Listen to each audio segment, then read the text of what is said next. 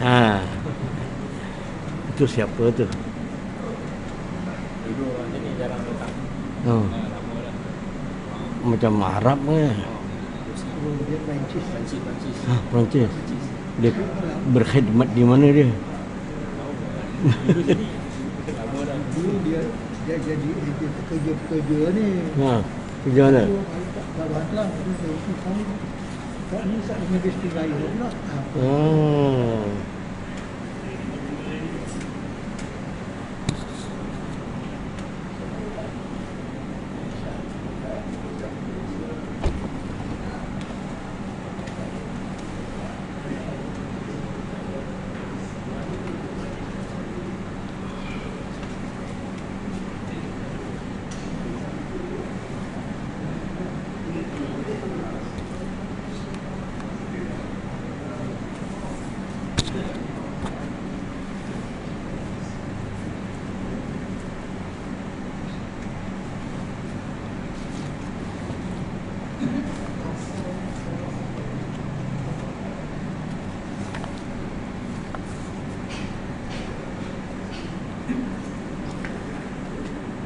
الفاتحة.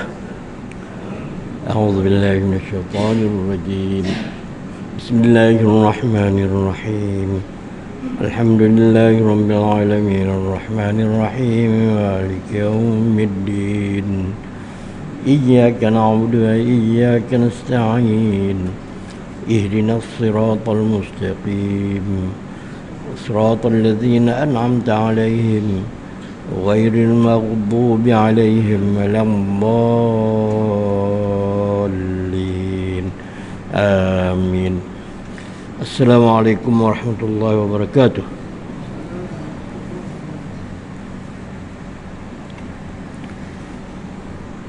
بسم الله والحمد لله والصلاة والسلام على رسول الله وعلى آله وصحبه ومن تبعه ووالاه.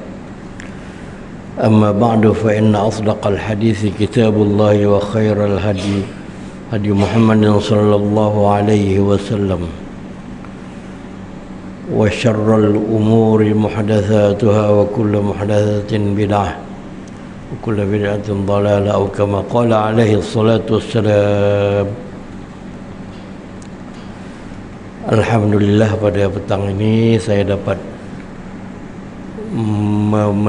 memenuhi jadual yang diminta oleh urustia untuk saya hadir ke surau yang berbarakah ini untuk menyambung pengajian kita masalah sifat 20.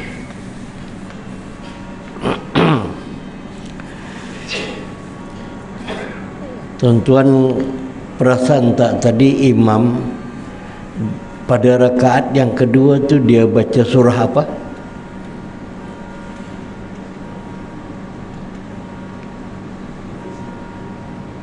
Surah apa tadi dia baca? Surah Wattin tu kan? Ingat kau tak kalah ni. Ha? Oh, Kafirun ya. Rakaat yang pertama Wattin. Di hujung surah Wattin itu Pak Imam baca Alayhisallahu biahkamil hakimin. Betul tak? Apa ada di situ selepas dia baca Alayhisallahu biahkamil hakimin? Kita kena jawab.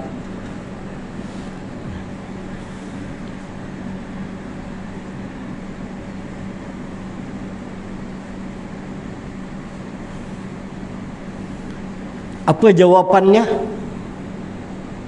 Ingat tak?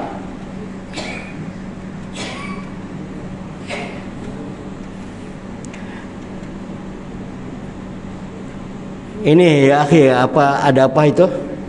Ada pengajian apa kat situ pula?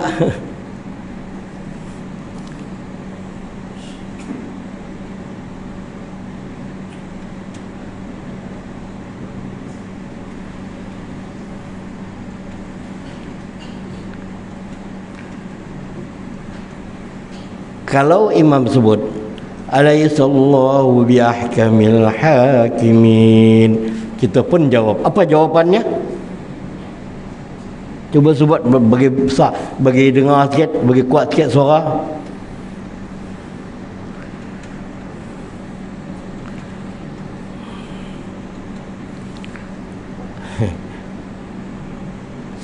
Saya tengok bahagian muslimat sana ada tahu dia nak jawab. Tapi bahagian muslimin ni tahu tak? Jawapannya bala wa ana ala zalika minasyahidin. Bala wa ana ala zalika minasyahidin. Alaihissallahu biahkamil hakimin. Tu Allah tanya, tidakkah Allah hakim yang maha bijaksana? Ya, kita pun jawab bala wa ana ala zalika minasyahidin. Boleh ingat kah? Boleh ingat? Bala wa ana ala zalika minasyahidin. Baiklah. Kemudian saya rasa imam itu bacaan dia cukup bagus sudah. Saya boleh bagi markah 99/100. Oleh sebab itu imam-imam yang lain elok selalu duduk bersama dengan dia, sama ada muzakarah, ulang kaji, supaya bacaan bagus macam dia. Begitu juga Bilal, imam ahli jawatan kuasa, begitu juga nak kena baca bagus macam dia. Kalau tak 100% macam dia pun dapat baca asasnya betul, cukup. Di mana-mana saya tengok orang perempuan muslimat lebih rajin belajar Quran atau belajar tajwid ini daripada muslimin. Orang lelaki ni tak sempat. Sokmo tak sempat. Semedang, orang Jawa kata semedang, tak sempat belajar.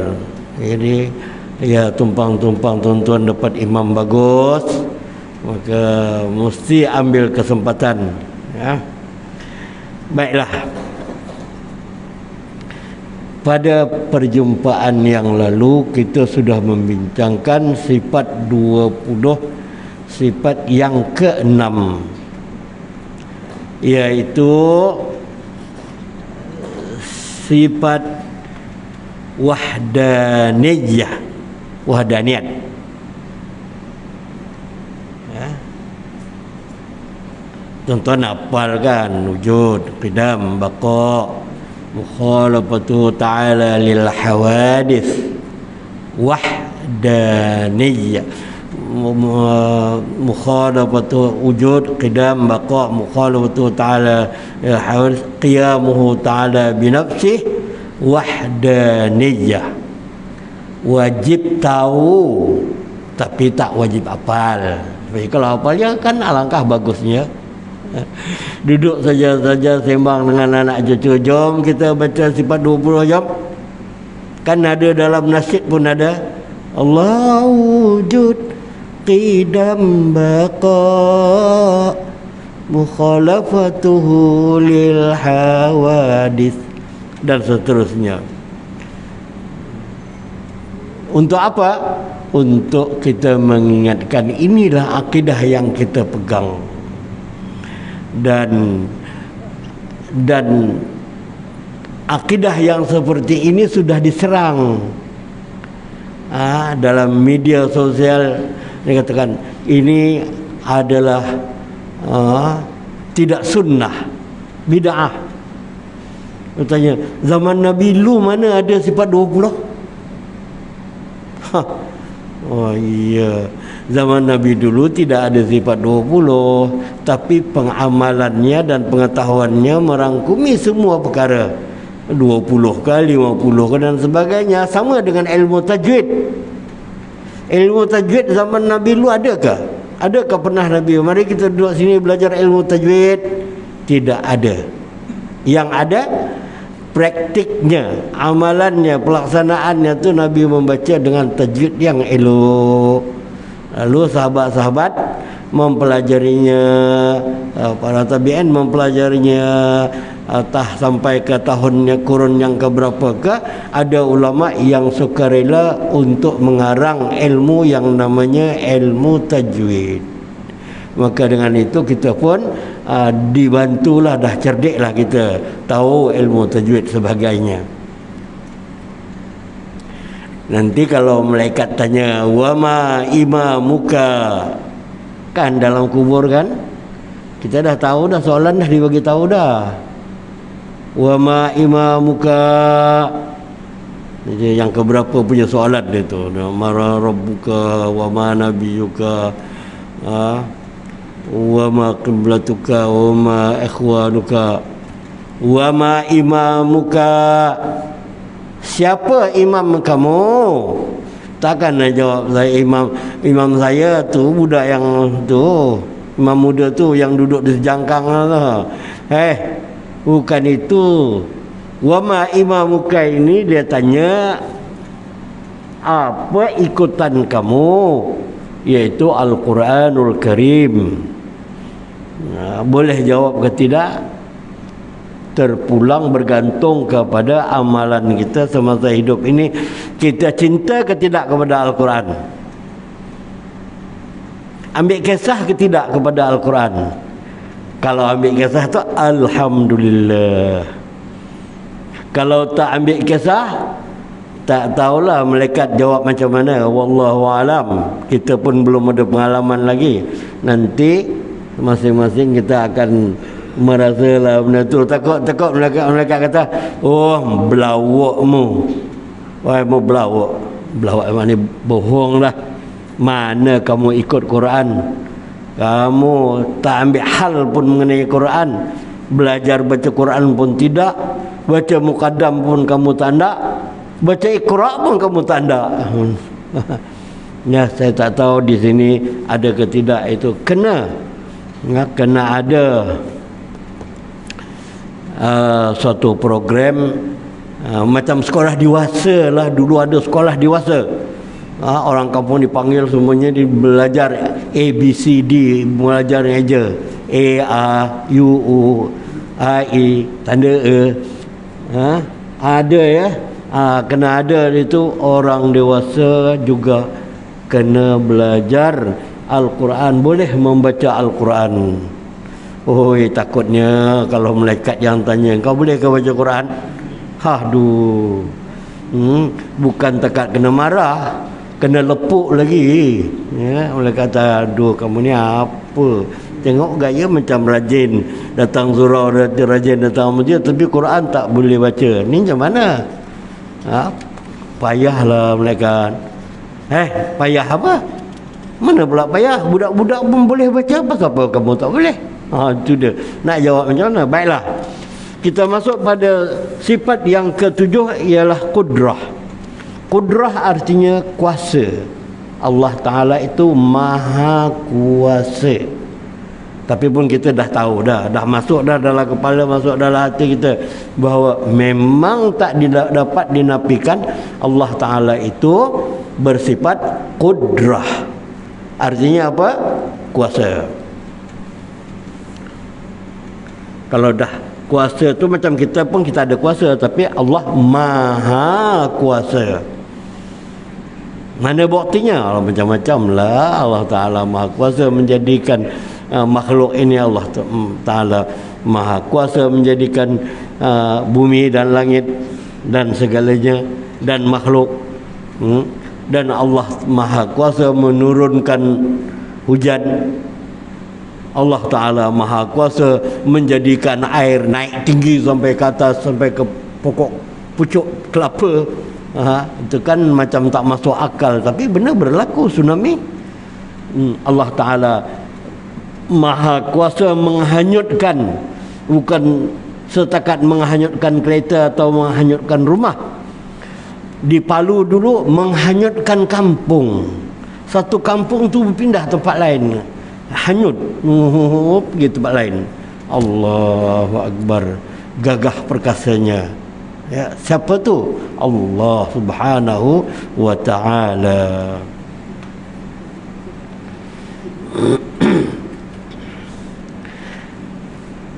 Di antara sifat wajib bagi Allah adalah sifat qudrah, artinya kuasa.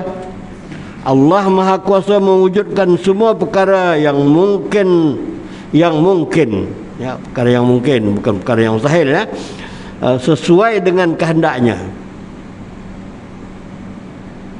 Sedangkan dalil bahawa Allah wajib memiliki sifat qudrah, kuasa ni tadi, seandainya Allah itu tidak kuasa, pasti Allah itu lemah.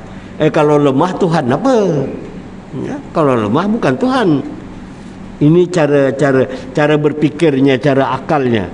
Allah Ta'ala tu kuat tak? Kuasa tak? Ya, kuasa. Kalau Allah Ta'ala tu lemah, kalau Allah Ta'ala lemah tak larat lah nak buat ni semua. Seandainya Allah Ta'ala itu lemah, pasti dunia ini tidak ada. Ya, tidak ada, ya. Macam mana nak menjalankan matahari, macam mana nak menjalankan bumi, macam mana nak menjalankan bulan. Dah ada dalam WhatsApp ke apa ke, sebenarnya yang berjalan tu matahari ke bumi. Sudah ada yang kata bukan bumi lah yang jalan, matahari, ya. Ada pula yang ni bukan matahari lah yang jalan, bumi lah. Wallahu alam kenapa macam tu sekali, ya. Memang ada tu, ada pula dia punya ulama-ulamanya katakan dah. Tu dalam surah Yasin, wasyamsu tajri limustaqarril laha. Wasyamsu, matahari itu, tajri, beredar, limustaqarril laha, pada paksinya. Beda juga. Yang bumi pun beredar juga, dengan cara dia, dengan kekuasaan Allah Subhanahu wa taala. Ternyata dunia ini ada, berarti Allah bersifat kudrat. Kerana itu mustahil Allah memiliki sebaliknya, yaitu sifat al-ajzu. Lawan daripada al-qudrah ialah al-ajzu.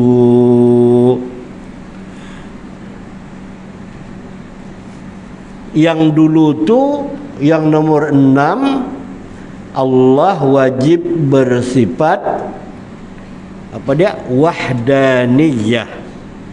Artinya esa, tunggal. Lawan dari sifat wahdaniyah itu berbilang-bilang.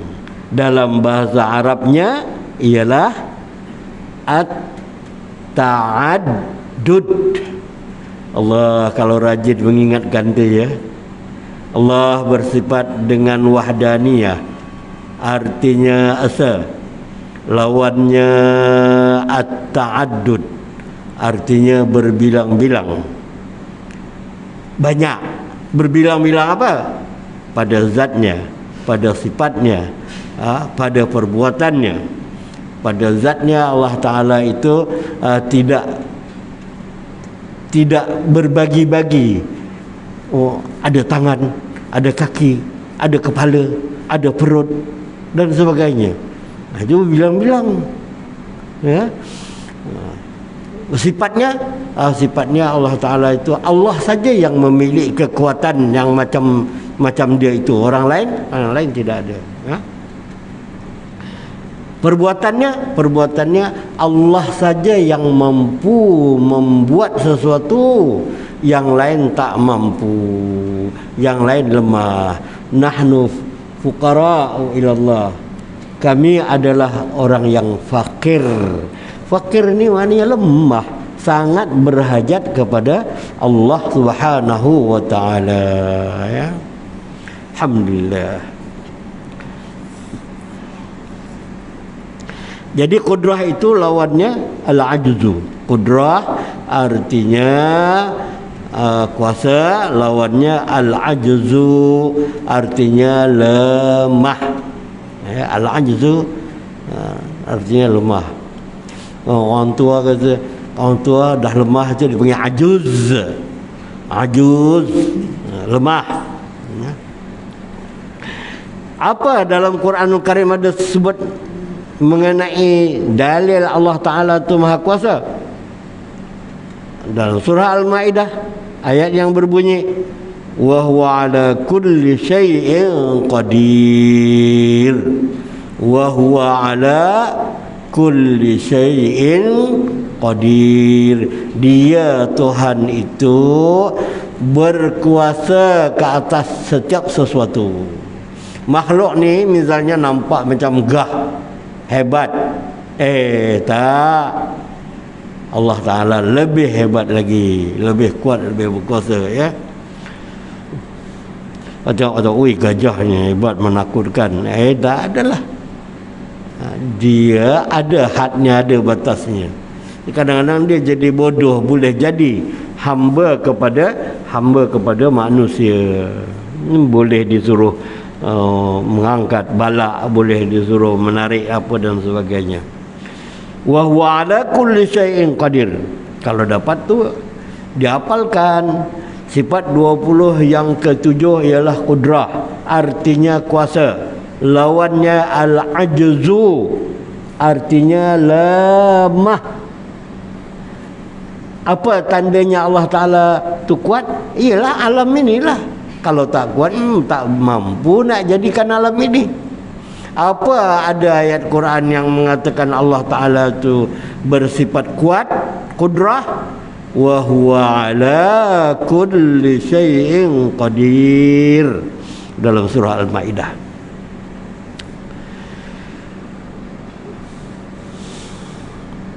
Ayat di atas menegaskan bahawa Allah Ta'ala Maha Kuasa atas segala sesuatu. Maksudnya sesuatu yang mungkin menurut akal yang sihat, ya, Allah Ta'ala kuasa. Ada hadis pula. Tak cukup dengan ayat Quran, dibawakan dengan hadis yang diriwayatkan oleh Jabir ibni Abdillah radhiyallahu anhu qala kana Rasulullah sallallahu alaihi wasallam yu'allimuna al-istikharah fil umuri kulliha kama yu'allimuna as-surah minal Qur'an. Yaqulu idza hamma ahadukum bil amri falyarka' rak'ataini min ghairi fariidah thumma liyaqul Allahumma inni astakhiruka bi'ilmika wa astaqdiruka biqudratika wa as'aluka min fadlika al-'azim fa innaka taqdiru wa la aqdir wa ta'lamu wa la a'lam wa anta 'allamul ghuyub. Hadis yang diriwayatkan oleh Jabir bin Abdullah radhiyallahu anhu. Rasulullah sallallahu alaihi wasallam selalu mengajari kami memohon kebaikan segala urusan sebagaimana mengajari kami surah daripada Al-Quran. Nabi sallallahu alaihi wasallam bersabda, apabila salah seorang kamu bermaksud melakukan sesuatu, maka salatlah 2 rakaat selain daripada salat fardu. Kemudian katakanlah, ya Allah, sesungguhnya aku memohon kebaikan kepada Engkau dengan pengetahuanmu, memohon kekuasaan kepadamu dengan memohon kekuasaan kepadamu dengan kekuasaanmu, dan memohon kepadamu dari anugerahmu yang agung. Sesungguhnya Engkau Maha Kuasa dan aku tidak kuasa. Engkau mengetahui dan aku tidak mengetahui, dan Engkau yang Maha mengetahui segala yang tersembunyi. Ini dia nak bawa yang mengatakan Allah itu Maha Kuasa. Kenapa panjang sangat hadis itu? Ialah ambil hadis tu eloklah panjang, tak ada potong-potong. Dia ambil hadis itu panjang, nak bagi tahu dulu Rasulullah sering mengajarkan kami mengenai sembahyang, sama semacam Rasulullah mengajarkan Quran. Jom kita belajar surah ini. Baca. Sahabat pun ikut baca macam ni, ya. Panjang pendeknya, dengung tak dengungnya, Dia punya makhrajnya ini ha pedas ke, ha simpul ke. Takut tak boleh bezakan antara ha pedas, ha simpul. Sahabat Nabi dulu belajar kepada Nabi sangat detail, sangat bersungguh-sungguh. Ini dengung ke tak dengung, ini 2 harakat ke lebih daripada 2 harakat. Apalagi yang Nabi ajarkan kepada sahabat-sahabat ialah doa, ialah salat 2 rakaat, bukan salat fardu. Salat 2 rakaat untuk memilih melakukan sesuatu atau tidak. Esok ni nak pergi Alostang, pergi ke tidak? Lalu Nabi sudah ajarkan caranya ialah sembahyang 2 rakaat. Siapa ingat sembahyang 2 rakaat itu namanya salat apa? Tak ada bunyi. Jangan duduk jauh-jauh. Sembahyang apa? Nak milih apa sesuatu pilihan, nak pergi ke tidak, iya ke tidak? Sembahyang istikharah. Alhamdulillah, semua ada dalam kepala ya. Sembahyang istikharah.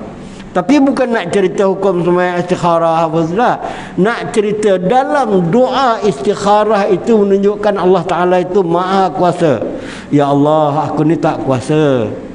Jadi tentukanlah apa yang akan berlaku ini dengan kekuasaanmu. Ya Allah, pilihkanlah yang aku nak buat ini dengan pengetahuanmu. Aku ni tak tahu. Di sini yang nak dibawa dalilnya bahawa Allah Ta'ala maha kuasa.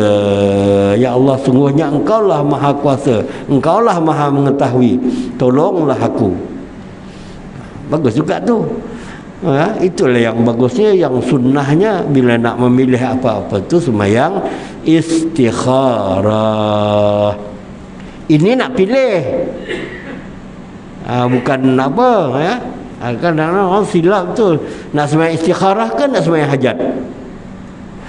Nak sembahyang hajat itu meminta kepada Allah, minta dikabulkan hajat.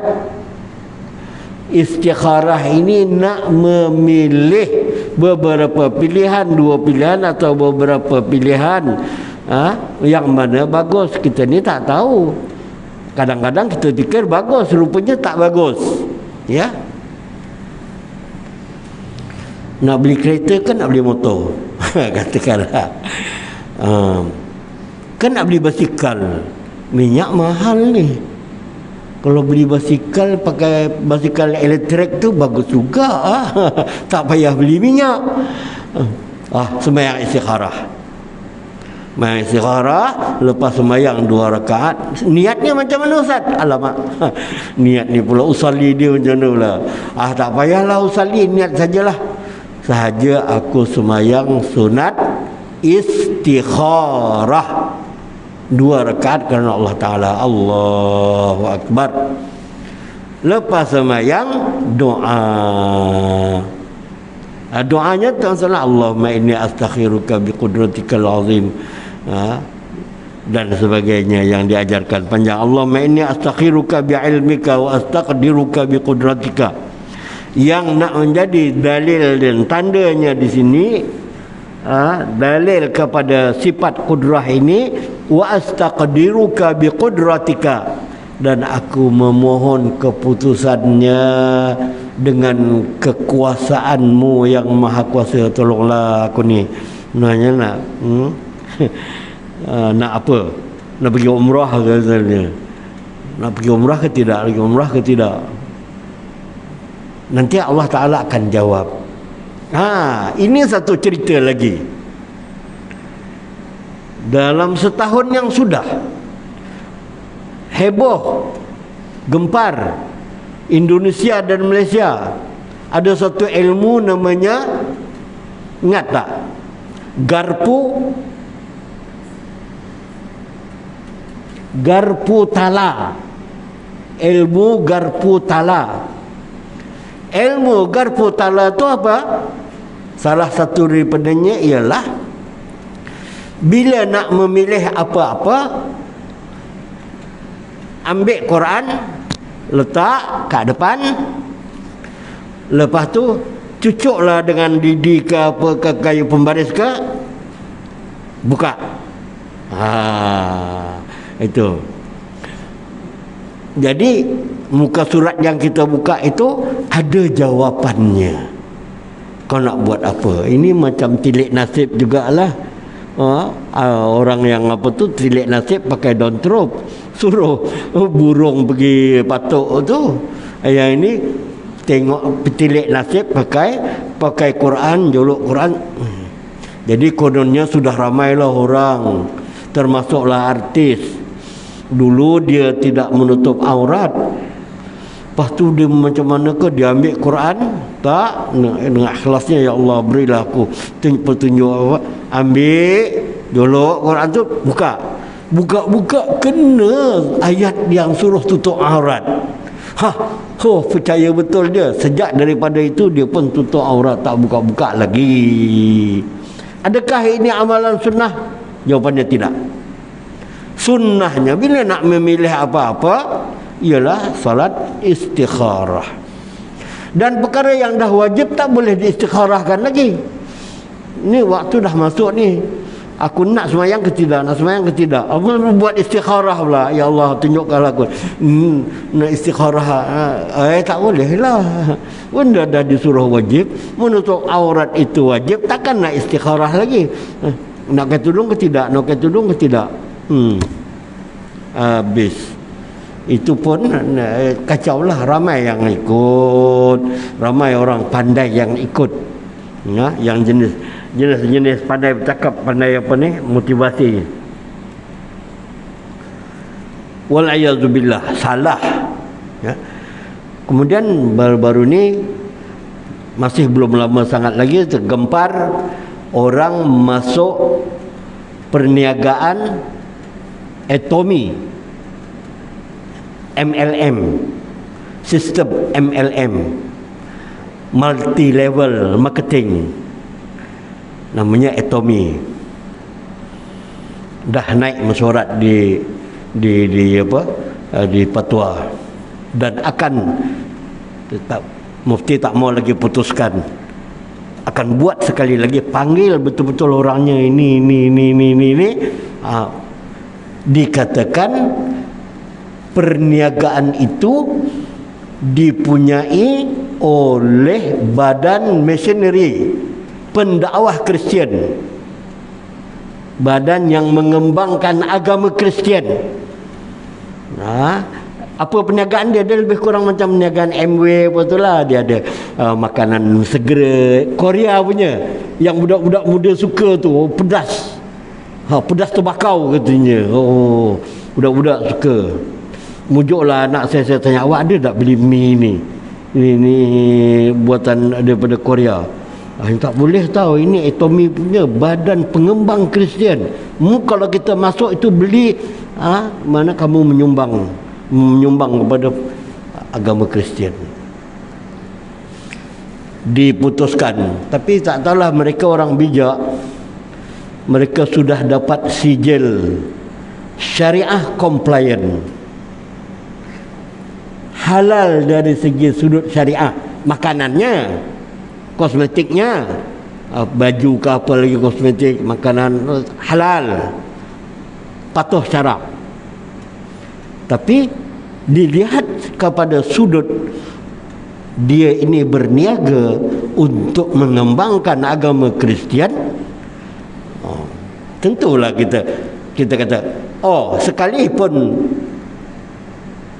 syariah compliant, patuh syariah, tapi tak patuh akidah, tak patuhlah akidah. Kita menolong perniagaan yang untuk mengembangkan agama yang lain. Persoalannya apa? Kalau kita berniaga dengan orang yang bukan Islam, apa tak boleh ke? Boleh. Tak cakap tak boleh, memang boleh. Daripada zaman Nabi dulu orang berniaga, masih lagi ada berniaga dengan Yahudi dan Nasara dan sebagainya. Habis apa yang menjadi masalah? Masalahnya ialah berniaga dengan orang yang mengembangkan agama Kristian. Keuntungannya itu menjadi ongkos, modal untuk mengembangkan agama Kristian.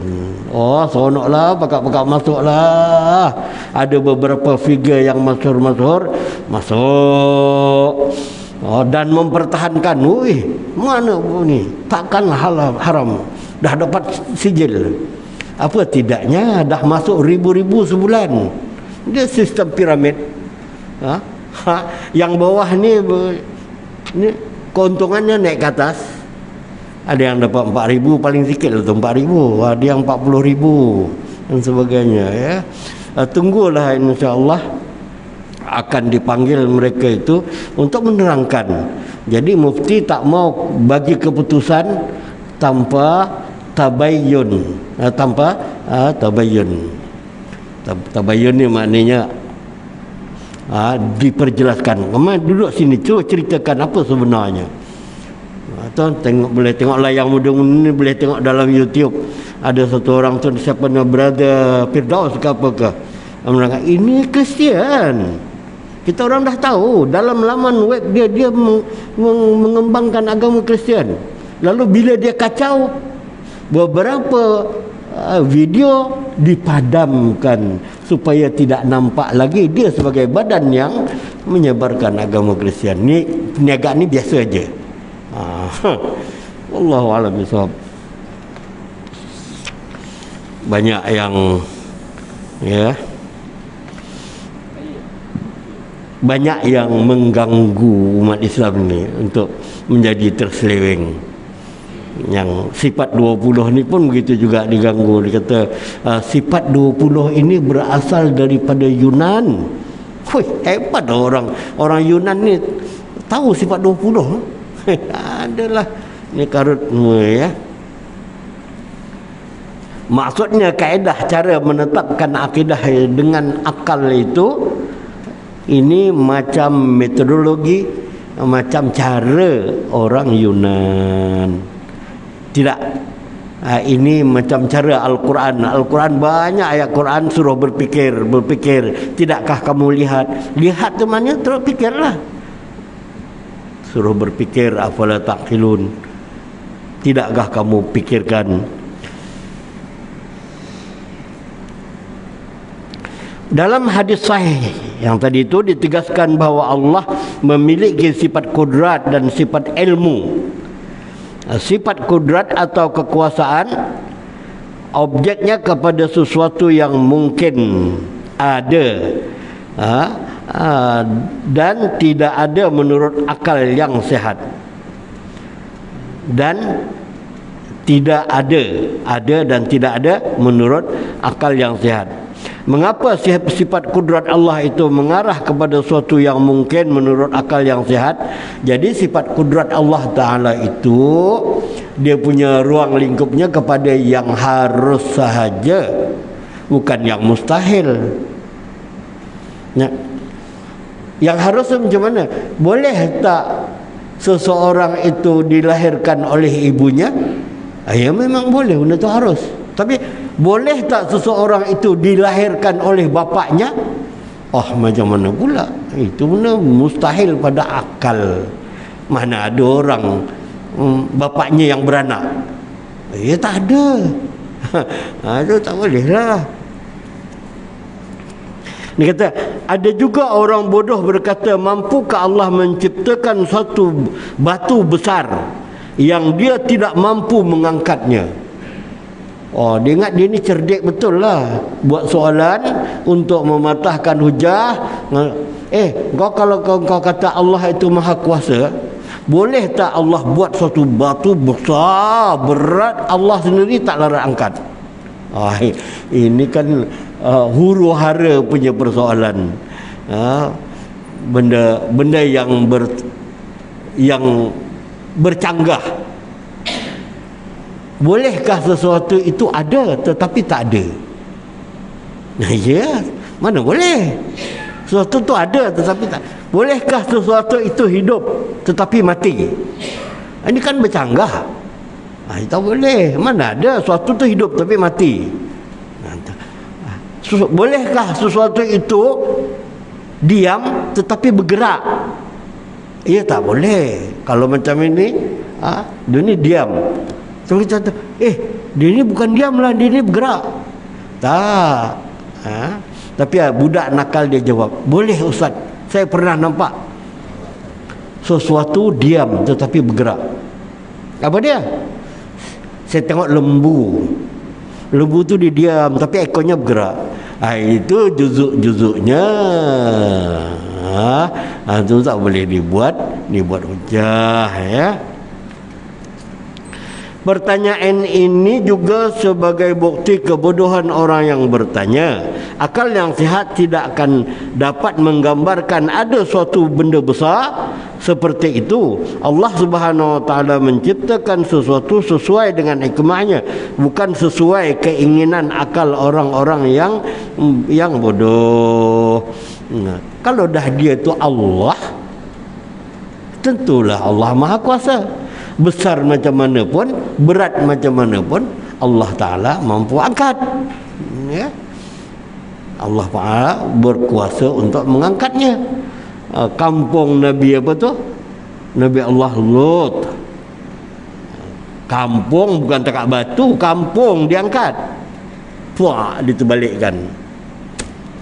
Dah pernah tuan-tuan pergi melawat, melihat kampung itu yang jadi laut apa tu, yang airnya sangat masin. Kita berenang itu tak mau tenggelam. Kita menyelam, timbul balik, mantul. Pelancong-pelancong Eropah ni aksennya, dia bawa surat khabar, dia baca surat khabar sambil terlentang di atas air. Jadi kalau ya ada rezeki pergi umrah ke apa ke, jenis yang ada ziarah, tengok yang dikatakan laut mati itu. Allah Maha Kuasa. Bukan takat mengangkat batu besar aja, kampung pun Allah Ta'ala kuasa mengangkatnya. Lebih bodoh lagi adalah pertanyaan seseorang, mampukah Allah mencipta Tuhan lain seperti zatnya? Ini pun soalan yang bodoh juga. Dia kata, mampukah Allah buat Tuhan satu lagi? Kalau buat Tuhan satu lagi, dia bukan Tuhan lah. Kalau begitu, buat apa? Apa faedahnya? Dia Tuhan yang Maha Kuasa, Maha Tunggal, tidak boleh. Jawapannya memanglah tidak boleh, ya. Jawapannya Tuhan tidak akan terjadi dari makhluk. Kalau misalnya katakanlah boleh siapa yang buat? Tuhanlah yang buat. Maknanya bila Tuhan buat itu makhluk tak boleh jadi Tuhan. Ada akal yang sihat tidak pernah menggambarkan bahawa ada Tuhan yang asalnya makhluk yang diciptakannya. Jadi tak masuk akal lah macam orang yang bertuhankan kepada Nabi Isa. Nabi Isa tu kan makhluk Allah. Macam mana pula dia jadi Tuhan? Dia makhluk yang Allah buat. Lepas tu dia bukan Tuhan. Dia sebahagian daripada Tuhan. Dia pun gagah perkasa juga. Kalau dia gagah perkasa, macam mana yang kamu kata Nabi Isa itu ditangkap dan disalib? Ini mengikut pahaman mereka. Mengikut pahaman kita tidak. Yang disalib itu walakin syubbiha lahum, dirupakan orang lain macam rupa Nabi Isa, dan Nabi Isa itu diselamatkan, yang disula itu orang lain. Lepas tu insya-Allah kita masuk kepada sifat iradah.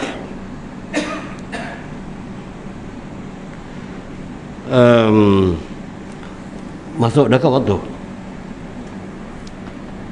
ada ni, ya. Selain daripada itu, Tuhan kita dah bilang wujud, qidam, baqa, mukhalafatu ta'ala hawadis, qiyamuhu ta'ala binafsih. wahdaniyah 6. Qudrah, lepas qudrah iradah. Iradah artinya berkehendak. Iradah itu artinya apa? Iradah itu sifat yang wajib bagi Allah Ta'ala. Artinya berkehendak. Allah Ta'ala berkehendak. Bukan Allah Ta'ala tu tak tahu apa-apa, ya? Allah Ta'ala tu berkehendak. Allah Ta'ala nak buat ini, Allah Ta'ala nak ini, nak ini, nak ini. Ada juga yang membayangkan dengan Allah Ta'ala tu apa. Dia kata Allah Ta'ala buat alam ini, lepas tu dia tak hendak lagi, tak kuasa lagi dah nak ambil berat dengan alam ini, dia pun pergi berehat. Kau buat dah apa-apa sesuatu yang kau nak buat. Kau tak macam tu. Allah sentiasa berkehendak dan menentukan apa yang berlaku. Dengan kudrat Allah kita mengetahui sekalian banyak makhluk yang Allah ciptakan. Tetapi makhluk-makhluk tersebut memiliki sifat-sifat yang berbeza-beza, berbeza-beza. Ada yang tinggi, ada yang pendek, ada yang cerdas, ada yang bodoh, ada yang kaya, ada yang miskin, ada yang hitam, ada yang putih dan sebagainya. Pertanyaan, siapakah yang memberi sifat-sifat yang berbeza tersebut pada semua yang ada di alam ini? Jelasnya mereka tidak memberikan sendiri sifat-sifat tersebut kepada dirinya. Allah kuasa menjadikan orang berbangsa-bangsa, berwarna-warna, yang nyatanya dia sendiri bukan nak tu. Kesianlah kamu ni, macam manalah satu bangsa kamu ni hitam legam semuanya. Adakah pilihan dia? Dia nak ke? Tak. Allah Ta'ala yang pilih dia warnanya hitam legam, rambutnya kerinting kusut. Tak payah lagi dah disikat mengembang itu misalnya. Yang ini pula hitam, yang ini pula putih. Putih macam tak elok lah. Yang ini hitam tidak, putih pun tidak, sederhana. Adakah makhluk itu sendiri yang nak? Tidak. Siapa yang nak? Allah Subhanahu wa ta'ala. Allah bersifat qudrah, maha kuasa. Allah bersifat iradah, yang berkehendak.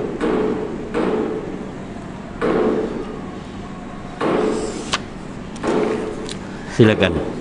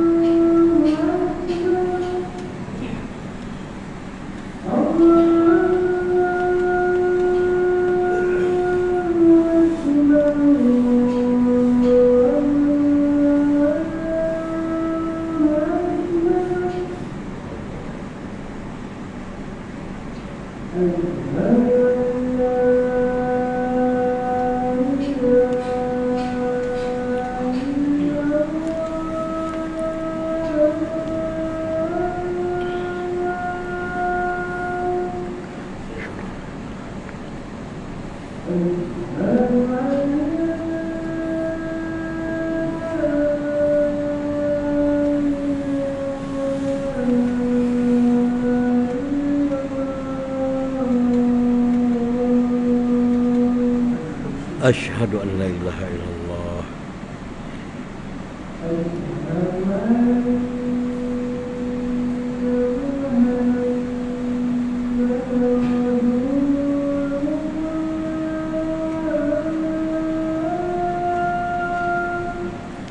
Asyhadu an la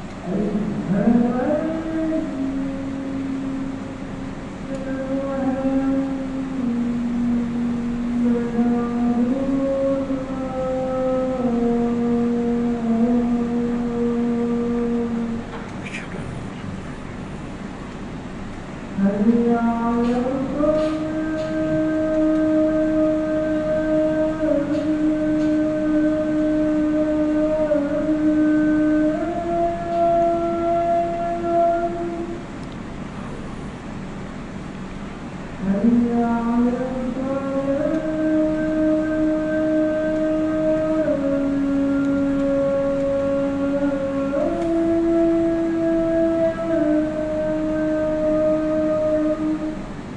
haula wala quwwata illa billahil aliyil azim.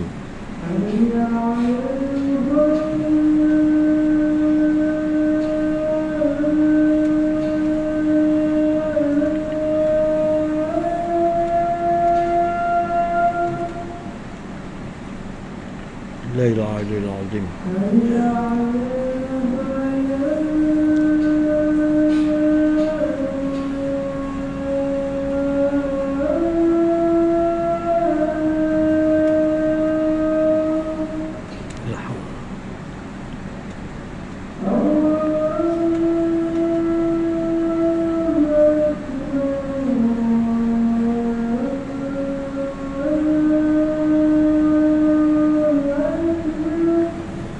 Allahu akbar, Allahu akbar.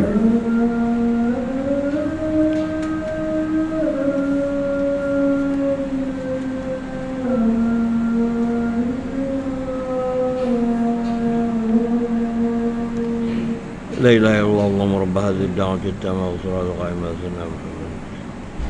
Syurub ad-dajjal la turfi'a wa min qawmi Muhammad alladhi wa'ata innaka la tukhliful mi'ad.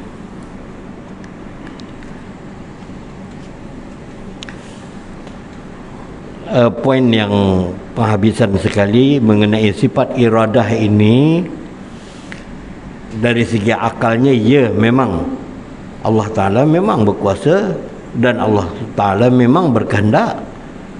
Kalau Allah Ta'ala tak berkehendak itu ikutlah apa saja yang berlaku, dia takkanlah ada yang ni jantan, yang ni betina, yang ni lelaki, yang ni perempuan.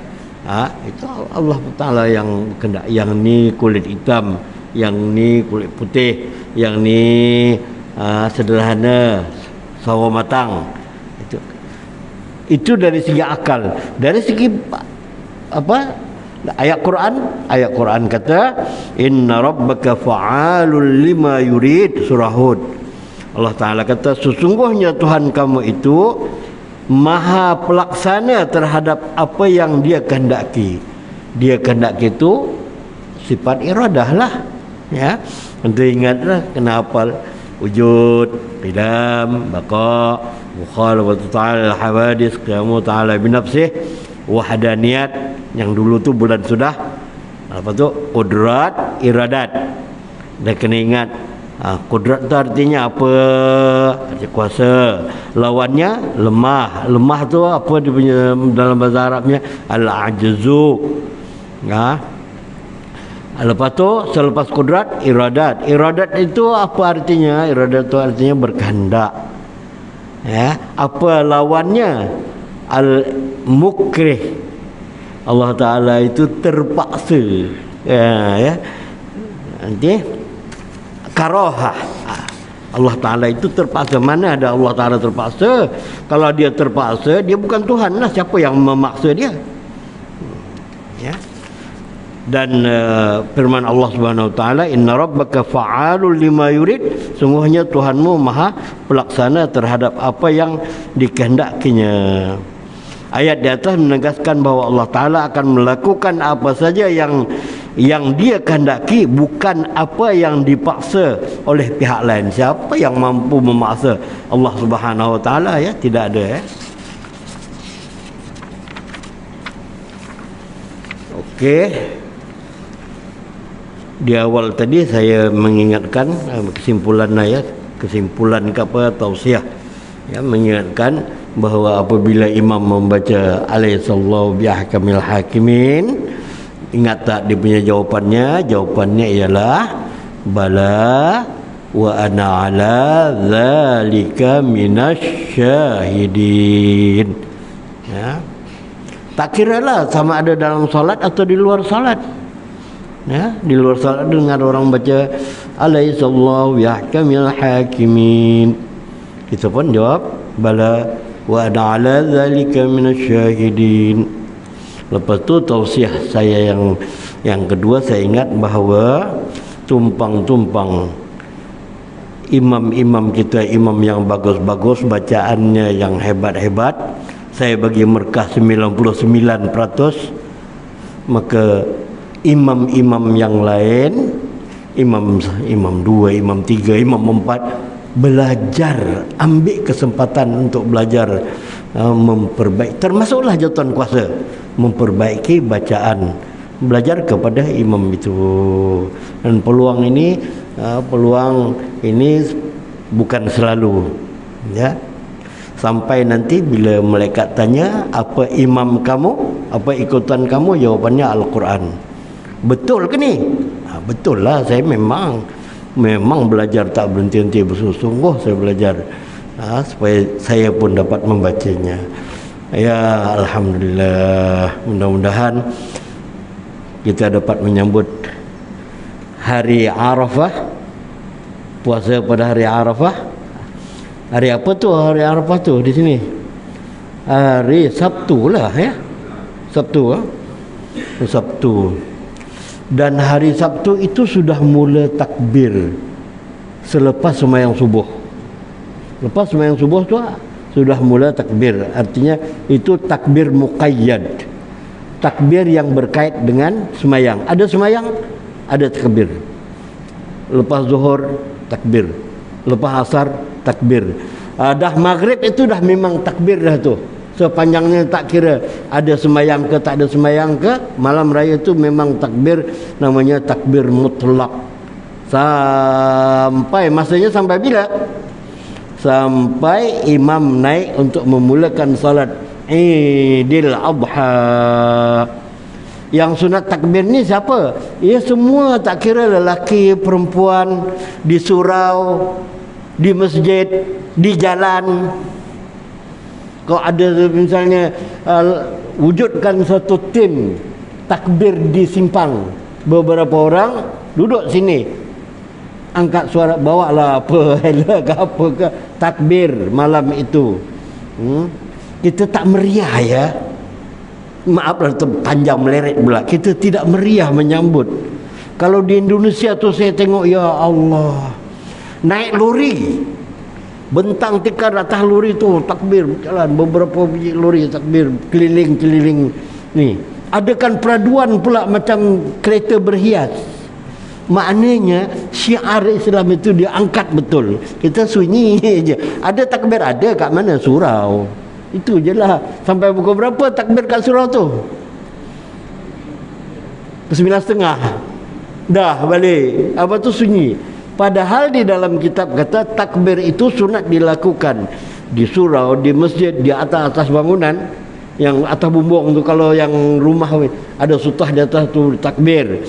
Lepas tu di simpang-simpang jalan, di mana-mana lagi, sunat malam itu diangkat syiar, yaitu takbir membesarkan Allah Subhanahu wa ta'ala. Wallahu a'lam bis-shawab. Bismillahirrahmanirrahim. Allahumma iftah qulubana futuhal arifin, Allahumma nawwir qulubana binuri hidayatika kama nawwartal arda binuri syamsika abadan abada bi rahmatika ya arhamar rahimin. Allahumma arham ummata Muhammad rahmatan 'ammah. Allahumma arham ummata Muhammad rahmatan 'ammah. Allahumma arham ummata Muhammad rahmatan 'ammah waghfir lahum maghfiratan jami'ah. Wa sallallahu ala sayyidina Muhammad wa ala alihi wa sahbihi wa baraka wa sallam. Walhamdulillahi rabbil alamin. Taqabbalallahu minkum.